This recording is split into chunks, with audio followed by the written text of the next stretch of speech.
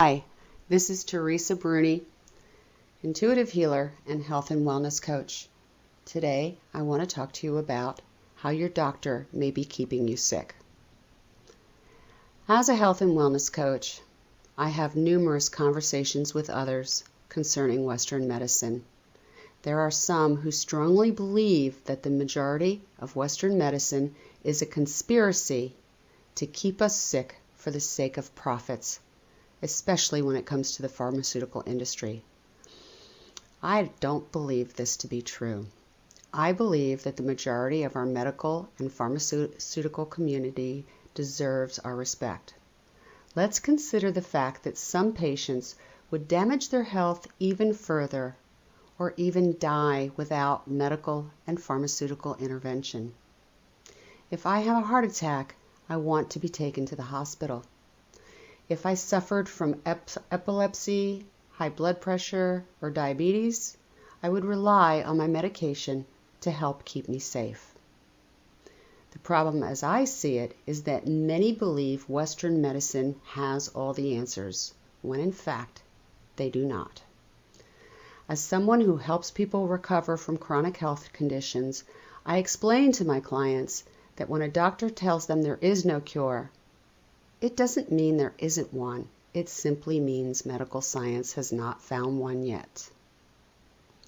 In my opinion, it is a mistake when any medical professional steals hope from a patient. When a medical professional embeds the idea into a patient's mind that there is no cure or that they only have a few months to live, they are helping to keep the patient sick or even die. Many of us are familiar with the placebo effect. This is when a substance, such as a sugar pill, has a positive effect as a result of the patient's perception. But have you heard of the nocebo effect? The nocebo effect is when a detrimental effect on one's health is produced by a psychological or psychosomatic factor, such as a negative expectation of treatment or prognosis. And this is exactly what happens to many patients when their healthcare professionals' words rob them of any hope of recovery. Medical science is exactly that, a science. Science is the study of a particular subject through observation and experimentation. Science accepts or rejects ideas and draws conclusions based on evidence. Most likely, if you are diagnosed with a terminal condition and you ask your doctor what your chances are, the answer you will hear will be based on statistics. And that's fine. Personally, I would prefer to hear the truth. However, I would also love for my doctor to instill some hope, no matter how minute. Even if there was only a 1% chance of recovery, I would welcome the words, "There's a chance for recovery. There is hope." I am reminded of when my 79-year-old mother was diagnosed with cancer. Her doctor told her she had 6 months to live. In my mother's mind, the priest and the doctor were never wrong. The seed had been planted. We visited a second doctor at Memorial Sloan Kettering, one of the top cancer treatment centers in New York City. I recall the doctor was young, and I watched as he tried to give her a glimmer of hope, but it was useless. The doctor whom she had trusted for nearly 20 years had already planted the seed, and it was growing quickly. The words of her doctor became a self-fulfilling prophecy.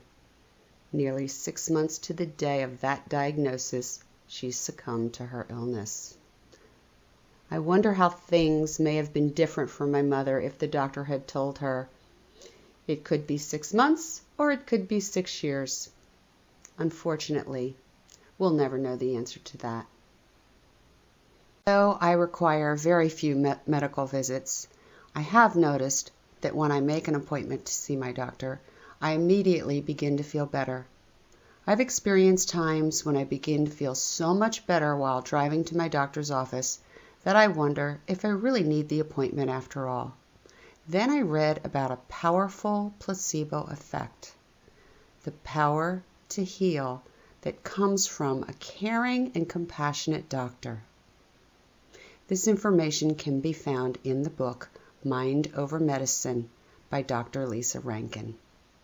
What I read in Dr. Rankin's fascinating book was nearly a word-for-word description of what I experienced just by making an appointment with and driving to see my doctor, a doctor that I believe truly cares about me. I am fortunate to have such a doctor. So what does all of this mean to you? It means that having the right doctor can make a huge difference in your health and recovery. There may be times when choosing skill over compassion is the right choice. But if you can get both, then choose both. So let me ask you, how do you really feel about your doctor? And how do you think your doctor really feels about you? Choose wisely. Here's to your health.